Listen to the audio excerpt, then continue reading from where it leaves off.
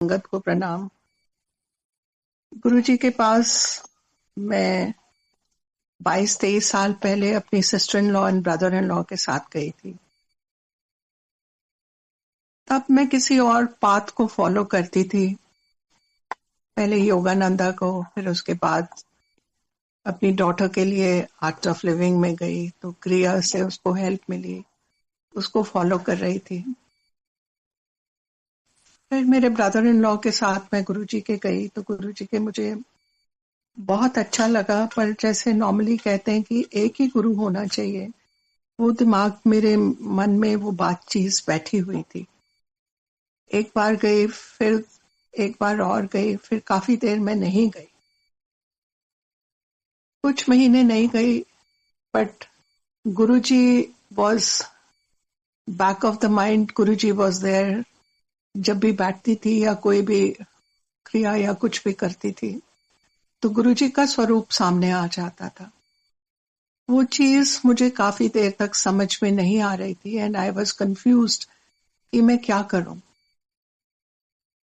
उसके साथ 8 महीने के बाद my mother fell ill and she was in Gangaram Hospital for 3 months on the in ICU on the ventilator. हमने सबको सब जगह प्रार्थना की, पर कहीं से कुछ हमको जवाब नहीं मिला।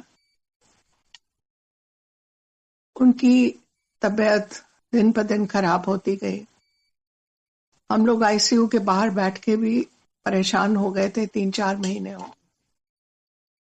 मैंने अपने ब्रदर को बोला, मैंने कहा कहते हैं गुरु एक ही होते हैं, बट नरेंद्र भाई साहब के गुरुजी हैं जो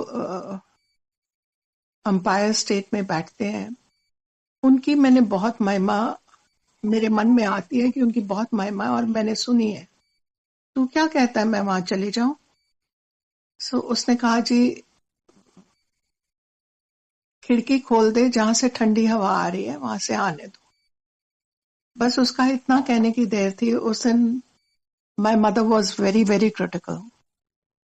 आई came back and I immediately washed my face with the open hair, कंघी हाथ में पकड़ के। Hitesh was going to Guruji. I said तू मुझे गुरुजी के ले चल। हम दोनों गुरुजी के चले गए। गुरुजी को मैंने जाते ही बस इतना कहा, गुरुजी मेरी माँ बहुत बीमार है। इससे पहले कि मैं उनको ये कहती कि मेरी माँ बहुत बीमार है, गुरुजी ने मुझे छूटते ही बोला, कलयुगी हुन तेनू लोड़ पई तू आ गई। मैं कहा हाँ जी गुरुजी आ गई। फिर गुरुजी को मैंने बताया, मैंने कहा गुरुजी मेरी माँ बहुत बीमार है। गुरुजी ने कुछ नहीं पूछा, बस इतना 2 मिनट उन्होंने अपनी आंखें बंद करी एंड ही सेज अच्छा तू वीरवार नु लोटा ले आए। एंड आई सेड कि मम्मी इज सो सीरियस, आज संडे है तो संडे से वो 4 दिन कहाँ सरवाइव करेंगे। मैंने देश को बोला, मैंने कहा गुरुजी से पूछ, हम रात को कहीं से लोटा ले आए, रात के 11:30 बजे थे, रात को कहीं से लोटा ढूंढ के ले आए। गुरुजी was standing at a distance. He smiled and he looked at me and he said, नहीं, वीरवार नु लोटा लेके आना। हम लोग वापस आ गए, बट उसी दिन से मेरी मम्मी में थोड़ा सा फर्क आ गया, थोड़ी सी उनमें अलर्टनेस थी। She was little better. हम फिर थर्सडे को गए लोटा लेके। गुरुजी ने सिर्फ उनका नाम पूछा, मैंने उनका नाम बताया और गुरुजी ने लोटा ब्लेस करा और मुझे कहा कि इसमें पानी डाल के सुबह उनको वो पानी पिलाना है। मेरी भाभी जो थी वो लोटा लेके वापस चली गई और I was sitting there with Guruji for some time. Next day morning my bhabhi calls me up and she said कि दीदी मैं मम्मी को लोटे में से पानी कैसे पिलाऊं, शी इज ऑन वेंटिलेटर। सो मैं भी चुप कर गई। मैंने कहा अच्छा कोई बात नहीं, that was on Friday. I said मैं आज गुरुजी के जाऊंगी और मैं पूछती हूँ कि क्या करें। शाम को जब हम गुरुजी के गए तो मैंने गुरुजी से पूछा, मैं क्या गुरुजी ਮੰਮੀ ਤੇ ਵੈਂਟੀਲੇਟਰ ਦੇ ਉੱਤੇ ਮੈਂ ਉਹਨਾਂ ਨੂੰ ਪਾਣੀ ਕਿੰਜ ਪਿਲਾਵਾਂ। Guruji just closed at his eyes and he looked at me and he says, ਤੂੰ ਜਾ ਕੇ ਖੁਦ ਉਹਨੂੰ 3 ਬੂੰਦਾਂ ਉਹਦੇ ਮੂੰਹ 'ਚ ਪਾ ਦੇ ਔਰ ਬਾਕੀ ਨਾਲ ਸਪੌਂਜ ਕਰ ਦਿਓ। मतलब गुरुजी तो एक ऐसे हैं कि ये भी नहीं पूछते थे कि बीमारी क्या है या क्या टेस्ट, डॉक्टर्स बोलते हैं ये टेस्ट करवाओ वो टेस्ट करवाओ, इसकी रिपोर्ट आनी है उसकी आनी है, ब्लड की करवानी है। गुरुजी ने तो कुछ ही नहीं पूछा सिवाय एक नाम के और लोटा ब्लेस करके दे दिया। अगले दिन मैं फिर वो लोटा लेके गई और उसमें मैंने 3 बूंद मम्मी को गुरुजी का नाम लेके बड़े डरते हुए मम्मी के मुंह में 3 बूंद पानी डाला एंड बाकी से उनका स्पॉन्ज कर दिया। And from that day onward she started getting better better and better. In fact she came back home, ventilator उतर गया, घर आ गए। बट वो अभी क्योंकि होल था तो बोल नहीं पाती थी, वो गुरुजी का स्वरूप सामने रख के अपना आराम से लेटी रहती थी। वो गुरुजी के जाना चाहती थी पर गुरुजी ने मना किया था कि नहीं हले नहीं उन्होंने बाहर कढ़ना। सो गुरुजी की शक्ति का तो कोई आदमी अनुमान ही नहीं लगा सकता कि जो बिना कुछ पूछे जब उनकी रहमत आनी होती है तो वो सेकंड्स में आती है, उसमें टाइम नहीं लगता। गुरुजी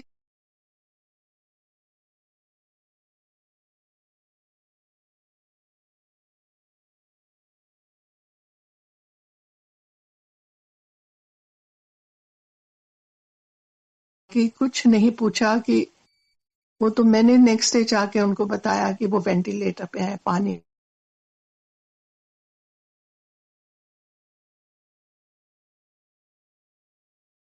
He was like a father, like my husband didn't believe in him initially.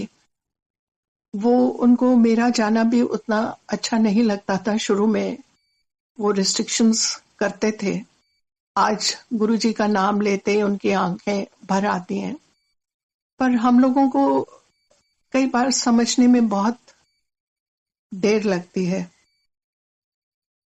उसके बाद मैं चुपचाप जाती थी, मैं गुरुजी के उसमें बैठ के सत्संग लंगर खाया और आ गए। He was like a father. वो पूछते थे हर बारी कि तू कैसे आई है। मेरी फैमिली से और लोग भी जाते थे बट वो अपने आप जाते थे, मैं अकेली जाती थी और मेरे से हर बार पूछते थे लाइक अ फादर कि तू किंज आई है। मैं कहे गुरुजी मैं इकल्ली आई हाँ। फिर वो कहते सी अच्छा फिर तुसी लंगर खा लेता हुण तुसी जाओ। सो वो भेज देते थे, ज्यादा देर नहीं रोकते थे, बल्कि मेरी कोशिश होती थी कि मैं आंखें बंद कर लेती थी ताकि गुरुजी बुलाए नहीं और कहे नहीं कि जाओ जी हुण तुसी कर जाओ। एंड बस ऐसे ही टाइम निकलता गया। उसके बाद गुरुजी के ऊपर जैसे जैसे टाइम निकलता गया, गुरुजी के ऊपर विश्वास, उनकी शक्ति का एहसास दिन ब दिन ज्यादा होता गया। एंड गुरुजी ने मुझे 1-2 बारी कुछ कहा भी, मैंने उस टाइम उस चीज को मैं नहीं जान पाई। फिर मेरी बड़ी बिटिया के मैं अपने बड़े सन इन लॉ को गुरुजी के पास लेके गई। मुझे तब तक इतना अंदाजा नहीं था कि गुरुजी क्या देख सकते हैं और कैसे देख सकते हैं। मैंने धीरे से जाके गुरुजी के कान में ये कहा, गुरुजी मेरी वड्डी बेटी दा मेरा जवाई हैगा। सो गुरुजी कहते अच्छा। वो बिल्कुल सामने बैठा हुआ था, विक्रम सामने बैठा हुआ था अपने वज्रासन में और गुरुजी ने मुझे दिखाया। मैं गुरुजी के इतने पास थी कि जो मैं उनसे बात कर सकूं ताकि वो विक्रम ना सुन सके। और इतने में मैंने देखा कि उन्होंने दिखाया कि विक्रम जो है 9-10 साल का है and he sitting in a vajrasana and like a child he has a smile on his face and he was shaking himself. गुरु जी मैनू घूम के कहते हैं मुंडा बहुत चंगा है, तेरी कुड़ी का ध्यान रखेगा, चिंता ना कर। अब उससे उस दिन आई वॉज लिटिल सरप्राइज कि गुरु जी तो सब कुछ देख पाते हैं। मतलब एक 22-23 साल के लड़के को उन्होंने 9-10 साल में देख लिया, और उसके अंदर क्या देखा होगा वो तो मुझे नहीं पता, मैंने तो बस उतना उसका स्वरूप देखा। उस दिन वापस मैं सोचती हुई आई कि क्या देख सकते हैं, जब ये इसमें इन्होंने ये देख सकते हैं तो हम लोगों में तो सब में ये कितना कुछ क्या क्या देखते होंगे ये नहीं पता। इनिशियली जो भी जाता है गुरु जी के पास, उनको उनकी शक्ति का उतना एहसास नहीं होता, but definitely he was a परम शिव। उनको शायद बाकी सब गुरुओं को प्रणाम, पर बाकी सब उस पे नहीं थे जिस पे गुरु जी थे। ये मैंने बहुत बार इस चीज का एहसास मुझे था। मुझे कई बार बहुत झाड़ भी पिटती थी, फिर एक आधी बारी पूछा भी, फिर किसी ने कहा कि झाड़ इसलिए तुमको इसलिए नहीं पिटती कि तुम्हारे में कोई है, वो जो तुम्हारे ग्रह देखते हैं या जो तुम्हारे कोई ऐसे कर्म होते हैं उसको काटने के लिए वो गुस्सा होते हैं। पर गुरुजी जो भी चीज है वो सबके सामने बोल देते थे। मेरे हस्बैंड की तबीयत ठीक नहीं थी, मैंने कहा गुरुजी वकील साहब की तबीयत ठीक नहीं हैगी, वो कुछ खा पी नहीं रहे, दसो मैं की करा। गुरु जी कहते ਉਹਨੂੰ ਲੈ ਆ ਇੱਥੇ। मैं क्या गुरु जी पर होते ਤੁਹਾਨੂੰ ਮੰਨਦੇ नहीं, आर्या समाजियां ਦਾ पुत्र है और किंज लियावा आएगा नहीं। कहते मैं क्या तो ਤੁਹਾਨੂੰ बिल्कुल नहीं ਮੰਨਦੇ। कहते ਛੱਡ ਉਹਨੇ ਮੈਨੂੰ ਮੰਨ के की करना है।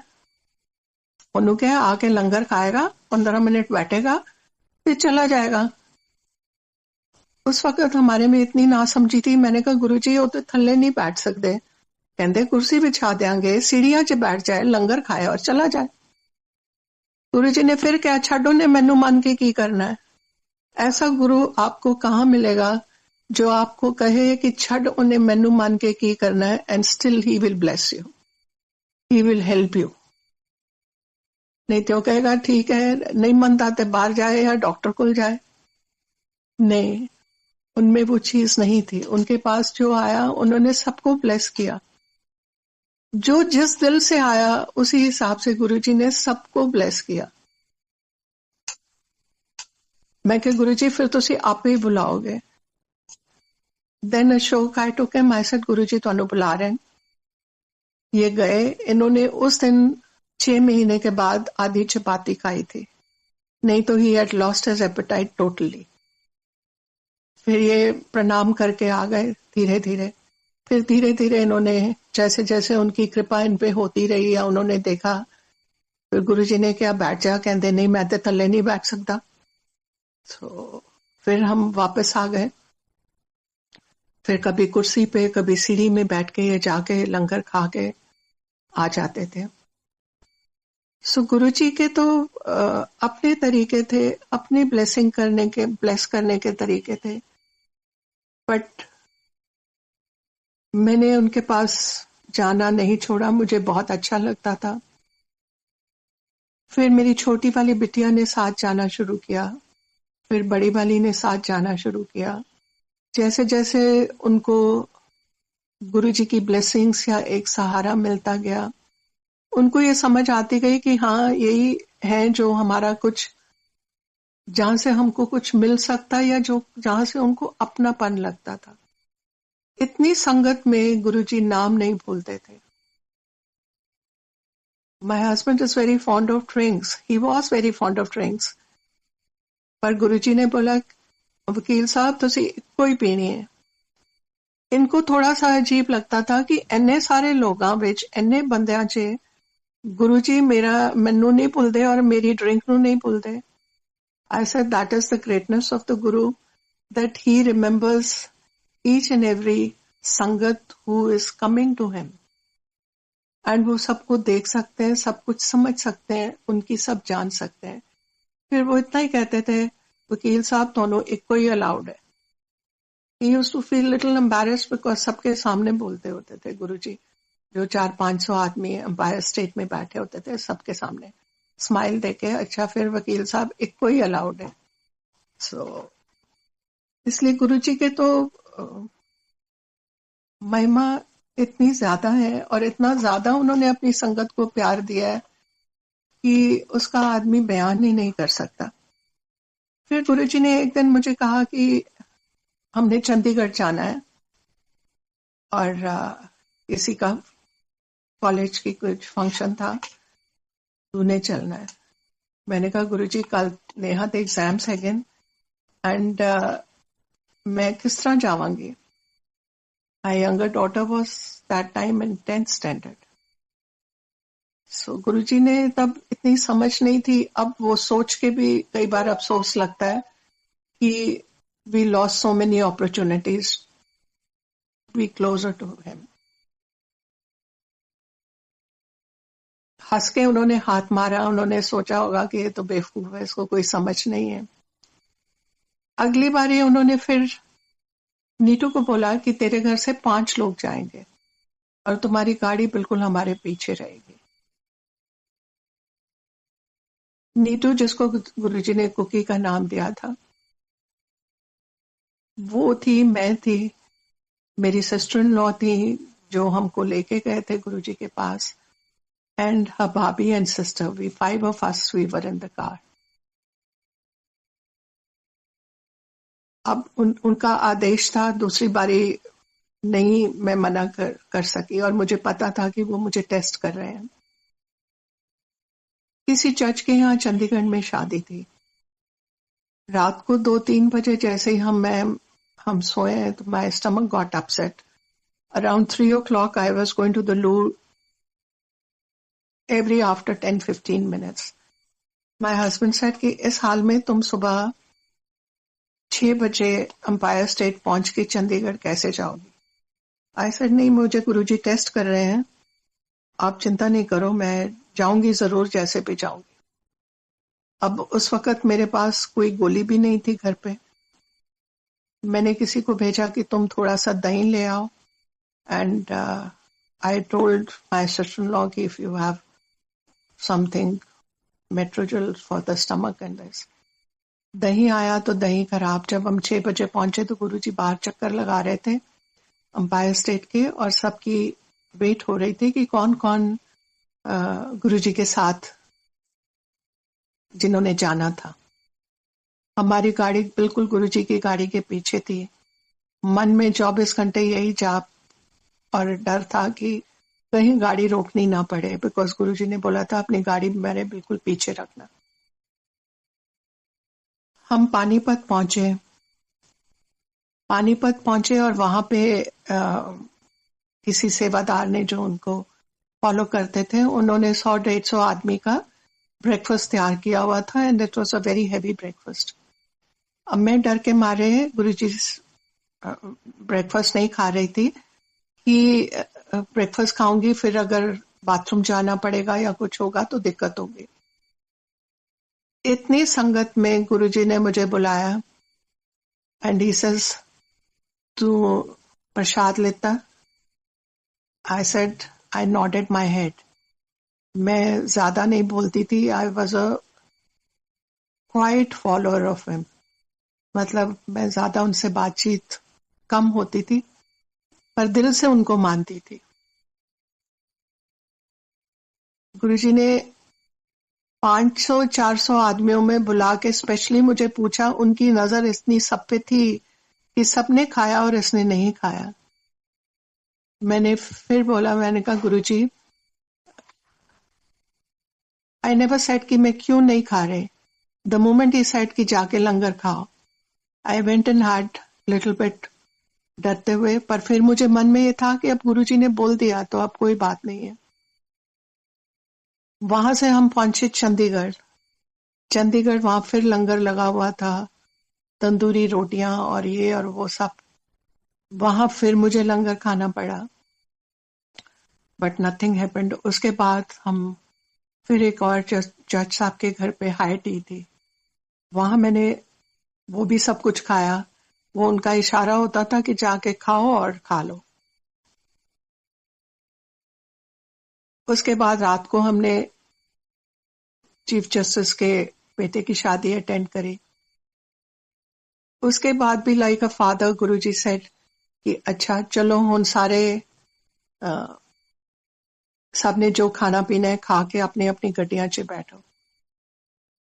एंड दोस्त हु हैव सीन गुरुजी वो अपने हाथ यूं करके चुपचाप खड़े देखते रहे कि कौन सी गाड़ी में कौन सी आंटी कौन सा अंकल बैठा और कौन चला रहा है।